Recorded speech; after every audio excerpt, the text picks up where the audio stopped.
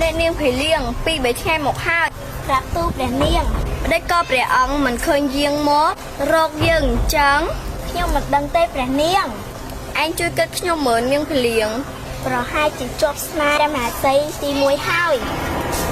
តើព្រះមហាសីទី1គេមានរូបមន្តអ្វីណោះទើបធ្វើឲ្យព្រះអង្គជាប់ចិត្តយ៉ាងនេះឲ្យព្រះនាងខ្ញុំឆ្ងល់ណាស់ឯងត្រូវតែស៊ើបការឲ្យយើងប្រាប់ទូព្រះនាងទុកចិត្តលើខ្ញុំចោះព្រះនាង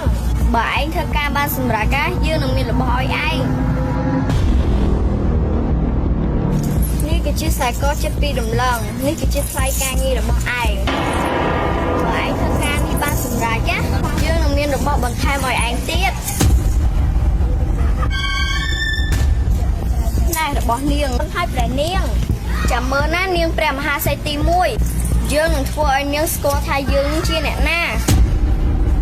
អាយ៉ាតាមប្រវត្តិព្រះមហាសីទី1មានរបស់ប្រើប្រាស់ផ្ទាល់ខ្លួនចឹងសោះ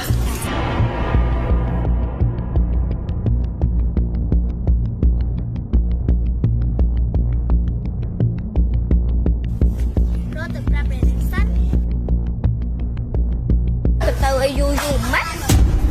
ព្រះនាងគាត់មានរឿងចង់ប្រាប់តើមានរឿងអ្វីគឺព្រះមហាសីទី1អាយ៉ាតែកំពិនចឹងសោះណាអូប្រើតែឯងណោះនាងព្រះនាងឯងឆាប់ទៅលួចប្រអប់នំភ្លាមមកក្រាបទូព្រះនាងយើងត្រូវតែឈ្នះឯងនាងមហាសីទី1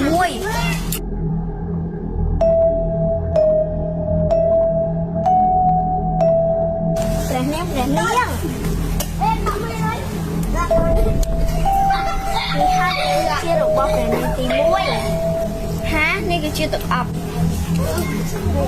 ហាពិតជាក្អប់ខ្លាំងណាស់ចឹងតើបានព្រះអង្គមិនយាមមករកយើង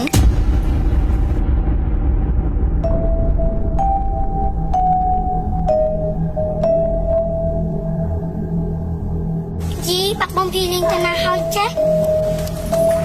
ព្រះនាងមានរឿងធំហើយថាមានរឿងអ្វីទៅបងពីនាងគឺទឹកអប់ដែលព្រះអង្គទិញឲ្យព្រះនាងគឺបានបាត់ចេញពីរាជវាំងបាត់ទៅហើយទឹកអប់របស់យើងបានបាត់ទៅហើយហីបាត់មែនហើយព្រះនាងមកតាមខ្ញុំគិតណាគឺមានតែម្នាក់ទេព្រះនាង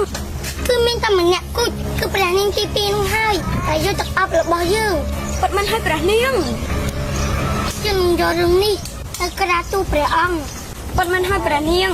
ពីពិតជាថ្លាមធំខ្លាំងណាស់មិនស្គាល់ទៀតមិនស្គាល់ខ្ពស់จึงធ្វើឲ្យនាងឲ្យស្គាល់រសជាតិថ្នាំពឹសរបស់យើង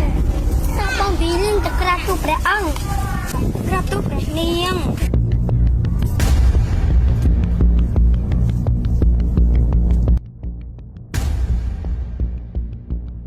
ក្រាបទូលម្ចាស់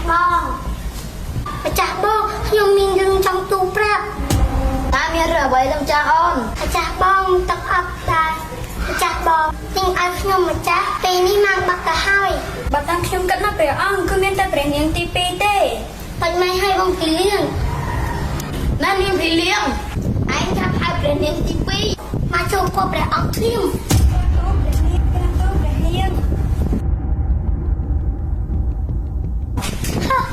ន្តែព្រះនាងទី2នឹងទៅចាប់ហើយចង់មកលេងមួយអ្នកណាចង់មកលេងជាមួយយើងព្រះនាងអំបិនម៉េចខ្ញុំបានឮសូរថានាងភីលៀងនាងបានឮអីឆាប់ប្រាប់យើងភ្លាមមកហាចំផងហ៎ព្រះនាងទី1របស់ខ្ញុំម្ចាស់បានហៅព្រះនាងចូលគាត់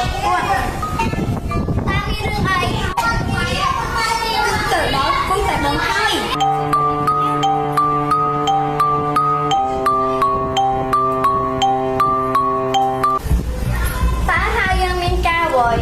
នេះគូจะដឹងខ្ញុំចិត្តហើយថានេះមកធ្វើអីក្រាបទូលព្រះនាង